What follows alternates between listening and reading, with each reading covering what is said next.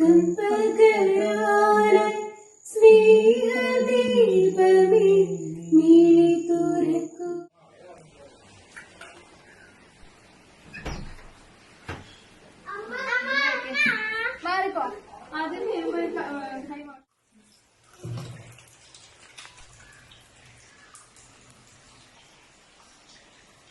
പുറത്തുപോയി വന്നതിന് ശേഷം കൈകൾ നന്നായി സോപ്പ് ഉപയോഗിച്ച് കൈ കഴുകിയതിന് ശേഷമേ മറ്റുള്ള കാര്യങ്ങൾക്ക് ഏർപ്പെടാൻ പാടുള്ളൂ.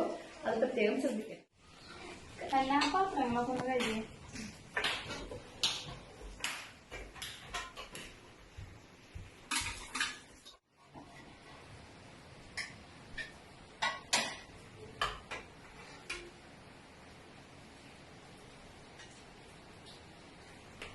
നമ്മൾ നമ്മുടെ കുട്ടികൾക്ക് എപ്പോഴും ചൂടുള്ള ഭക്ഷണങ്ങൾ, അതും നമ്മുടെ വീട്ടിലുണ്ടാക്കിയ ഭക്ഷണങ്ങൾ കൊടുക്കാനായിട്ട് എപ്പോഴും ശ്രദ്ധിക്കണം. അതുപോലെ തന്നെ ചെറിയ ചെറിയ ജോലികൾ നമ്മുടെ കുട്ടികളെ ചെയ്ത് പഠിപ്പിക്കാനും നമ്മൾ ശ്രദ്ധിക്കണം.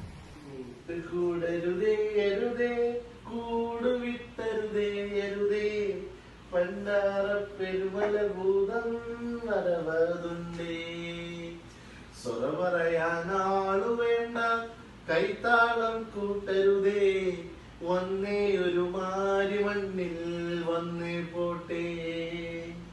ഈ ഒഴിവ് സമയം നമുക്ക് നമ്മുടെ ഫാമിലിയുടെ കൂടെ മാക്സിമം സമയം സ്പെൻഡ് ചെയ്യാൻ നമുക്ക് ശ്രമിക്കാം.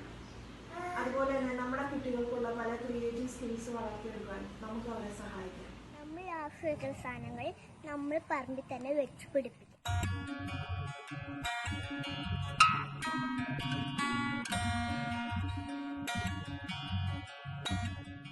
കൊറോണ എന്ന ഈ മഹാമാരിയെ നമുക്ക് ഒന്നിച്ച് നേരിടാം.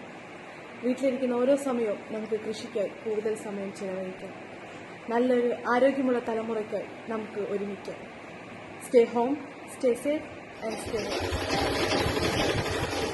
ഈ കൊറോണ കാലത്ത് നമുക്ക് നമ്മുടേതായ വരുമാന മാർഗങ്ങൾ തേടാം. സുഖമായിട്ടിരിക്കുന്നത് പ്രതീക്ഷിക്കുന്നു. ഈ കൊറോണ കാലം നമുക്ക് ഹെൽത്ത് കോൺഷ്യസ് ആവാം.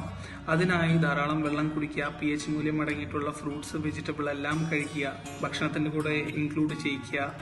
അതുപോലെ തന്നെ എക്സസൈസും യോഗയും നിങ്ങളുടെ ഈ റൂട്ടീനിൽ ഇൻക്ലൂഡ് ചെയ്യാൻ മറക്കരുത്. So stay strong, stay healthy, stay safe.